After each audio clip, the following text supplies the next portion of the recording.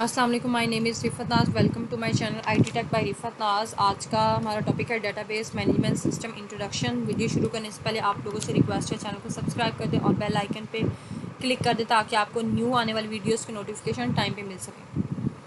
आइए सबसे पहले हम आउटलाइन डिस्कस करते हैं, हमने क्या क्या पढ़ना है। आज बेसिक डेफिनेशंस देखेंगे हम डेटाबेस मैनेजमेंट सिस्टम, उसकी डेफिनेशन एंड उसकी फंक्शनैलिटीज़ डिस्कस करेंगे। उसके बाद properties of database, simplified database system environment, example of a university database। अब डेटाबेस मैनेजमेंट सिस्टम डिस्कस करने से पहले हमें कुछ टर्म्स पता होनी चाहिए कि क्या होती हैं। डाटा जैसे डाटा और information, raw unprocessed, fact, any kind of text, images, audios, videos, etc. all these are called data। like any number 25 सना इस्लामाबाद, ये क्या है, हमारे पास एक डाटा है, हमें नहीं पता इसका क्या मतलब है। और जब इंफॉर्मेशन देखें, इसमें क्या है, processed data, these unprocessed fact or otherwise called as data when they are processed to make a meaningful context, then that is called information। अब यहाँ पे नंबर था 25 सना इस्लामाबाद, हमें नहीं पता इसका क्या मतलब है। जब ये प्रोसेस हुआ, मीनिंगफुल इंफॉर्मेशन में चेंज हुआ, तो हमें इस लाइन का मतलब पता चल गया कि ये नंबर और ये नाम क्यों लिखा हुआ है। इसका मतलब है कि the age of Sana is 25। ऐसे ही जब हम किसी यूनिवर्सिटी में एडमिशन के लिए जाते हैं, हमें एक फॉर्म दिया जाता है, इस फॉर्म पे सारा डाटा होता है, और जब हम इस फॉर्म को फिलअप कर लेते हैं, इसका मतलब है कि वो इंफॉर्मेशन में कन्वर्ट हो गया, इंफॉर्मेशन में चेंज हो गया। उसके बाद है database, collection of related data. Now random collection of data और data that does not related can not be referred to as database. It has to be collection of related data, like for example an online banking system, library management system. अब database के अंदर जो data होना चाहिए वो must be related होना चाहिए। Means के अब ऑनलाइन बैंकिंग सिस्टम के अंदर जो डाटा है, इसकी डाटाबेस में तो किससे रिलेट करना चाहिए, पर्टिकुलर बैंक के साथ। इसी तरह जो डाटा डाटाबेस के अंदर है, मौजूद है, वो किसके साथ रिलेट करना चाहिए, लाइब्रेरी के साथ। उसके बाद है meta data, definition of database, इसको कहते हैं meta data. It means it is the complete description of database और it defines the database information like the storage format और data type of the data that we are going to store in the database or the constraint of the data. All these information is called as metadata. So these are the basic information that we have seen। अब हम देखेंगे database management system क्या होता है। Database management system नाम से ही जाहिर है, is a system to manage the database and here managing could be either storing of data और retrieval of data from the database. अब हम इसकी डेफिनेशन देखते हैं। डेटाबेस क्या है, डेटाबेस मैनेजमेंट सिस्टम और इट इज़ द सॉफ्टवेयर और I can say collection of programs that enable user to create and maintain the database. इसमें क्या है, कलेक्शन ऑफ प्रोग्राम है जो कि यूज़र को अलाउ करता है कि वो डेटाबेस क्रिएट करे और देन उसको मेंटेन भी करे। ये सिंपल सी इसकी डेफिनेशन है। अब हम डेटाबेस मैनेजमेंट सिस्टम की कुछ फंक्शनैलिटीज़ है, बेसिक फंक्शनैलिटीज़, उसको हम डिस्कस कर लेते हैं। सबसे पहले इसकी फंक्शनैलिटी है define the database, construct the database, manipulate the database and last में हमारे पास है share the database. Define database, DBMS allows user to define the database to be stored, specifying the data type, structure and constraint of the data to be stored. Constraint is nothing but the limits on the data. Like for example, if I have an age as the data to be stored, then I can have a constraint, then say age greater than 18, so only age is greater than 18, then only that data can be stored in the database। इसको कहते हैं constraint। Means के database में data save करने से पहले के as कितनी होनी चाहिए, ग्रेटर देन 18, तब वो डाटा स्टोर होगा। अदरवाइज जो लेस देन 18 जो नंबर आएगा एज का, वो उसमें डाटा स्टोर नहीं होगा। Construct database, process of storing data on some storage medium। In other words, it is the storage of data. So when data is stored or database is being constructed. उसके बाद है manipulate या manipulation of database, querying the database to retrieve specific data, updating database and generating reports or to get any data that the user need. It allows user to update. अब देखें इसमें manipulate का मतलब है सबसे पहले जो यूज़र होंगे वो एक्सेस कर सकेंगे अपने डाटा को, जिस डाटा की उन्हें ज़रूरत होगी।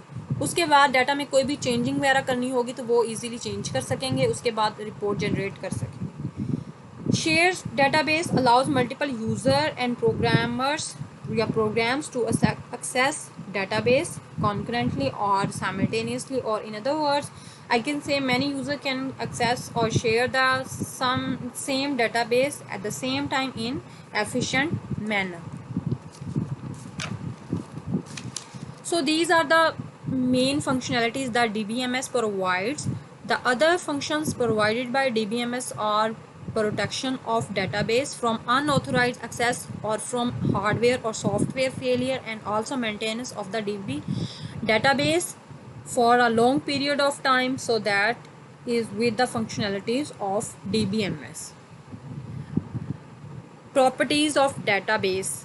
अब इसकी बेसिक 3 प्रॉपर्टीज़ हैं डेटाबेस की, वो हम डिस्कस करेंगे वन बाय वन। सबसे पहले A database represents some aspects of real world. So anything in this mini word, इसको हम दूसरे लफ्ज़ों में mini word भी कहते हैं। Mini word, objects, their properties, their relationship between them, all that is represented by a database. If any change in the real world, that change will also reflected in the database. The second property of database, a database is logically coherent collection of data with some inherent meaning. So as I said earlier, random collection of data or unrelated data cannot be referred to as database. The data in the database has to be related or logically coherent. अब मैंने आपको पहले भी बताया कि जो database के अंदर data होगा must be related।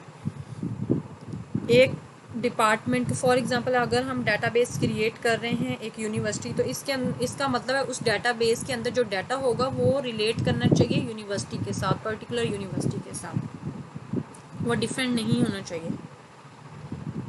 अब हम इसकी थर्ड प्रॉपर्टी डिस्कस करते हैं। Database is designed, build and populated with data for a specific purpose. Again मैं 3 properties read करी हूँ। A database represents some aspects of the real world. Database is logically coherent. Database is designed, built and filled with data for a specific purpose. अब हम एक छोटी सी आपको एक diagram के थ्रू समझाने की कोशिश करती हूँ। एक इलिस्ट्रेशन है डाटाबेस सिस्टम इन्वायरमेंट की। देखिए यूज़र या प्रोग्रामर्स क्या करेंगे, प्रोग्राम राइट करेंगे, क्यूरीज राइट करेंगे। इन क्यूरीज और प्रोग्राम को कौन प्रोसेस करेगा, DBMS सॉफ्टवेयर प्रोसेस करेगा इनको। उसके बाद DBMS सॉफ्टवेयर एक्सेस करेगा स्टोर डाटा को, फिर स्टोर डाटाबेस को एक्सेस करेगा, और देन लास्ट में ये मेटा डाटा को एक्सेस करेगा। मेटा डाटा क्या होगा, कंप्लीट डिस्क्रिप्शन ऑफ डाटाबेस। इसके बाद एक छोटी सी एग्जांपल मैं आपको देती हूँ, एक example of a university database. A database that stored student and course information. यहाँ पे मैं 3 टेबल्स ले रही हूँ। फॉर एग्ज़ाम्पल एक स्टूडेंट का टेबल है, उसके बाद कोर्स टेबल है, तो थर्ड टेबल हमारे पास है ग्रेड रिपोर्ट का। अब देखिए यहाँ पे 3 टेबल्स ले लिए। इन टेबल्स में क्या है, सबसे पहले स्टूडेंट के टेबल में name, roll number, class, major. Course में course name, course number, department. Grade reports में रोल नंबर, कोर्स नंबर और ग्रेड। सबसे पहले देखें structure of each record means specifying the different types of data elements present in the particular record. हमारे पास 3 records हैं, जैसे मैंने आपको बताया स्टूडेंट रिकॉर्ड, कोर्स रिकॉर्ड और grade record. And these columns ये जो कॉलम्स हैं इसके अंदर, हर रिकॉर्ड के अंदर कॉलम है, इनको क्या कहते हैं, इसको डाटा एलिमेंट्स भी कहते हैं। अब जो हमने बेसिक इसकी फंक्शनैलिटीज़ पढ़ी थी उसमें क्या था, defined database, construct database, manipulate database and share database. अब उसको इसके साथ रिलेट करके आपको समझाती हूँ। जैसे सबसे पहले डिफाइंड डाटाबेस, डिफाइन करता है कैसे, ये जो इसकी डाटा टाइप है, जैसे नेम लिखा है, इसकी डाटा टाइप क्या है, अ स्ट्रिंग ऑफ करेक्टर्स। उसके बाद इसमें रोल नंबर में देखें,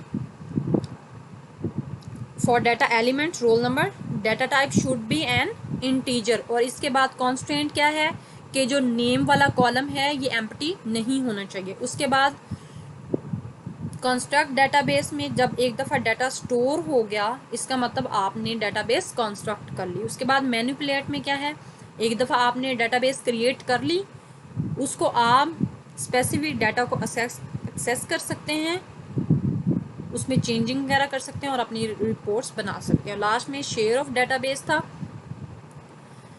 कि ये डाटाबेस आपके पास मौजूद है, अब हम मल्टीपल यूज़र क्या करेंगे, इसको at the same time in efficient manners के साथ इसको शेयर भी कर सकते हैं।